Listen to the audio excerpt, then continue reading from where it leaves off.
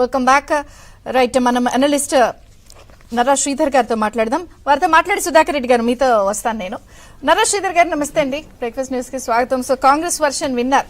So definite గా వాళ్ళు ఒప్పుకుంటున్నారు, షర్మిల రాకని ఆహ్వానిస్తాము, అది ఎలాంటి బాధ్యతలు ఇస్తామనేది కాంగ్రెస్ హైకమాండ్ చెప్తుంది. బట్ రావడం అయితే తథ్యం, కన్ఫర్మ్. కాబట్టి ఇక్కడి నుంచి ఎంట్రీ దాదాపుగా ఆవిడది ఖరారైపోయింది, రావడం కన్ఫర్మ్ అయినప్పుడు ఏపీ రాజకీయంపై ఇది ఎట్లాంటి ప్రభావాన్ని చూపిస్తుంది ఈ రాబోయే 3 నెలల్లో? గుడ్ మార్నింగ్ అండి. ఏబిఎన్ ప్రేక్షకులకు, ప్యానెల్లో ఉన్న పెద్దలకు, మీకు అందరికీ నమస్కారాలు తెలియజేస్తున్నాను. విజయ్ చంద్ర గారు, మనం అర్థం చేసుకోవాల్సింది ఏంటంటే, వైఎస్ జగన్మోహన్ రెడ్డి, షర్మిల, విజయమ్మ కొద్దిగా గ్యాప్లు ఉంటే ఉండొచ్చు, కానీ ఆన్ ఓవరాల్గా they are the one family. ఒకరి పట్ల ఒకరికి విపరీతమైన ప్రేమానురాగాలు 100% ఉంటాయి. కొద్దిగా గ్యాప్లు ఉండొచ్చు. ఆ గ్యాప్లు శత్రుత్వం అని నేను అనుకోవడం లేదు. ఒకటి, నెంబర్ 1, వైఎస్ఆర్ తెలంగాణ పార్టీ స్థాపించడంలో కూడా జగన్మోహన్ రెడ్డి సిగ్నల్తోనే, అండర్స్టాండింగ్తోనే 100% వైఎస్ఆర్ తెలంగాణ పార్టీని స్థాపించడం జరిగింది. స్థాపించేటప్పుడు కేసీఆర్కి ఏమని చెప్పుంటారు, యాంటీ గవర్నమెంట్ ఓట్ని చీలుస్తుంది, నీకు అడ్వాంటేజ్ అవుద్ది, మా చెల్లెల్ని ఈ పార్టీ పెట్టమంటానని కేసీఆర్తో అనుకూలంగా ఉంటూ ఆ స్టైల్లో చెప్పుకొని పార్టీని స్థాపించడం జరిగింది. పార్టీ ద్వారా ప్రయత్నాలు చేయడం జరిగింది.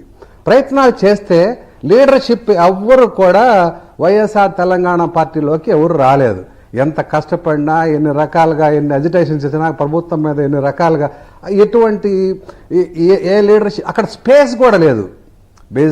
బీజేపీ, కాంగ్రెస్, బీఆర్ఎస్, సిపిఎం, అన్ని రకాలుగా వాళ్ళు ముగ్గురు యాక్టివ్గా ఉండేటప్పుడు పొలిటికల్ స్పేస్ లేదు. ఆంధ్రాలో మాత్రం పొలిటికల్ స్పేస్ ఉంది. ఎట్లా ఉంది? బేసిక్గా ఇక్కడ జనసేన, తెలుగుదేశం పార్టీ ఒకే అలయన్స్ కింద వెళ్తూ ఉన్నాయి. వైసీపీ ఉంది. వైసీపీ యాంటీ గవర్నమెంట్ ఓటు ఏది కావచ్చు. ఓవరాల్గా మనం అర్థం చేసుకోవాల్సిందంటే 2000 అంటే బ్యాక్ టు వెనక్కి వెళ్తే ఒక్కసారి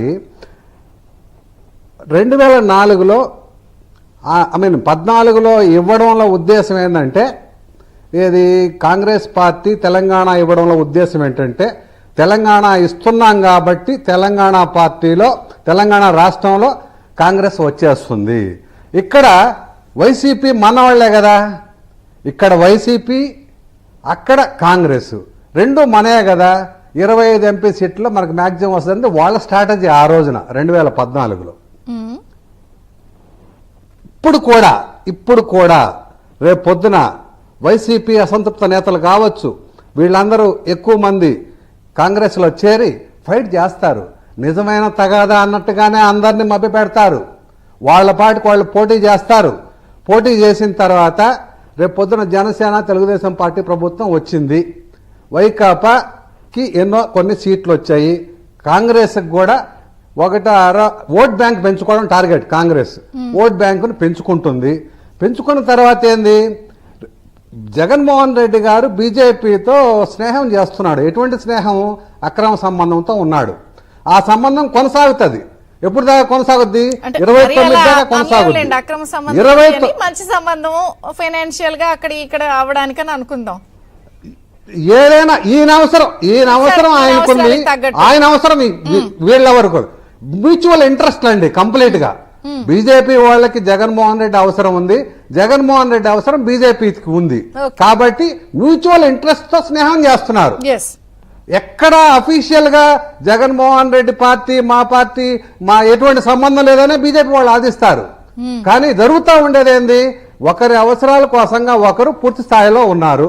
రేపు పొద్దున బీజేపీయే వచ్చింది కేంద్ర ప్రభుత్వంలో, 100% he safe. Even though government పడిపోయినా కూడా, బీజేపీ ప్రభుత్వం, ఎన్డీఏ ప్రభుత్వం అక్కడ వచ్చినా కూడా హీ 100% సేఫ్. 29లో అప్పుడు యాంటీ గవర్నమెంట్, రేపొద్దున టీడీపీ, జనసేన మీద యాంటీ గవర్నమెంట్ ఎస్టాబ్లిష్మెంట్ అయినప్పుడు ఈ వైసీపీ, కాంగ్రెస్ అనేది ఒకటే. వీళ్ళు రేపొద్దున 29లో ఎలాగో బీజేపీ రాదు.